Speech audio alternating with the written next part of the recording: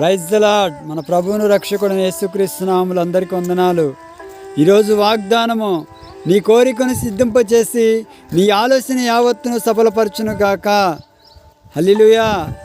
దేవాది దేవుడు చెప్తున్నాడు, నీ కోరికను సిద్ధింపచేసి నీ ఏ ఆలోచనతో ఆలోచిస్తున్నావో అది దేవునికి తగినట్టుగా నువ్వు ఆలోచిస్తే ఖచ్చితంగా దేవుడు నీ ఆలోచనలన్నీ కూడా సఫలపరుస్తాడు. అంతేగాని మన ఇష్టానుసారంగా మనము ఆలోచించుకొని దేవుని మార్గాన్ని విడిచిపెట్టి లోక మార్గంలో మనం నడిస్తే నీ ఆలోచన అనేది సఫలపరచబడదండి. ఎందుకంటే ఆ దేవాది దేవుడు దేవునికి ఇష్టంగా దేవుని మార్గంలో నడిస్తే ఆ ఆలోచనలన్నీ కూడా దేవుడు ఖచ్చితంగా సఫలపరుస్తాడు. అంతేగాని నా ఇష్టము, నా శరీరము, నేను తాగుతా, నేను తిరుగుతా, నేను ఇష్టానుసారంగా ఉంటానంటే అది ఎప్పటికైనా నీకు మోసమే జరుగుతుంది. Praise the lord.